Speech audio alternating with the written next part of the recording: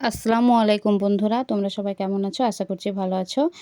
দেখো, আজকে রায়সা অ্যান্ড রামিসা কিচেনে একটা মজাদার ভিডিও মানে মজাদার রেসিপি বানাচ্ছি। সেটা হলো কড়াইশুঁটির কচুরি।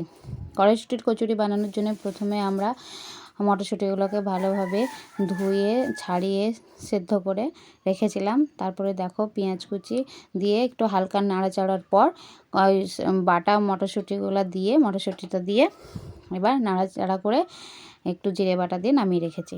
এদিকে আমি তো ময়দা মেখে রেখেছিলাম। প্রথমেই ময়দা মাখতে হবে, লবণ, তেল, সাদা তেল আর চিনি অল্প পরিমাণে দিয়ে ভালো করে মিশিয়ে গরম জল দিয়ে মাখিয়ে নিতে হবে। গরম জল দিয়ে মাখালে কী হয় বলো তো, লুচিটা ভালো হয়, নরম তুলতুলে। এবার দেখো লোয়ের আকারে মানে ছোট ছোট গুটি করে কেটে নিয়েছি। কাটার পরে দেখো আমি গর্ত করে নিচ্ছি, নিয়ে দেখো পুরগুলা এভাবে ভরে লইগুলো লুচির মানে কচুরির জন্য তৈরি করে নেব। ঠিক এভাবে তৈরি করে নেব। দেখো আমি তৈরি করে নিয়েছি।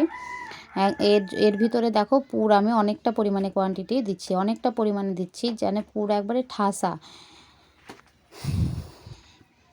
তৈরির পরে এবার দেখো এগুলো সব লুচিগুলো আমি এইভাবে তৈরি করে নেব। দেখো আমার সব লুচিগুলো তৈরি হয়ে গেছে। এবারে বেলে নেব। কড়াইয়ে তেল গরম করতে দিয়ে দিয়েছি। এবারে লুচিগুলোকে হালকা মানে আলতোভাবে বেলতে হবে, না হলে পরে পুরগুলো বের হয়ে যাবে। দেখো আমি কিভাবে বেলছি, এইভাবে আলতো করে বেলে এবার সবগুলো বেলে নিয়ে না একে একে বেলবো আর ভাজবো, কারণ সবগুলো একসঙ্গে বেললে লেগে যাবে এবং লুচিগুলো ফুলবে না ভালোভাবে। দেখো লুচিগুলো কত সুন্দর, একবারে কি সুন্দরভাবে ফুলছে। দেখো লুচিগুলো প্রত্যেকটা লুচি এভাবে ফুলবে, এভাবে যদি বানানো হয় দারুণ সুন্দর, মানে চোখ বন্ধ করে লুচিগুলো ফুলবে যদি বেলা হয় আর সেঁকা হয়, লুচিগুলো ভাজা হয়, তবে সব লুচিগুলোই ফুলবে। দেখো কত সুন্দর পরিমাণে আমরা লুচিগুলো তৈরি করে নিয়েছি। আর পুরগুলো কেমন আর সাদা ধপধপ করছে, লুচিগুলো দেখতেই খুব সুন্দর লাগছে আর নরম তুলতুলে হয়েছিল। দেখো আমি একটা ভেঙে দেখাচ্ছি কতটা পরিমাণে ভিতরে পুর আছে।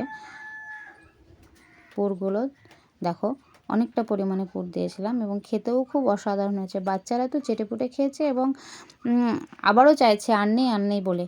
আমরা আজকে নাস্তা করেছি দেখো শসা, তরমুজ, খেজুর, সুজি, ঘুগনি, লুচি।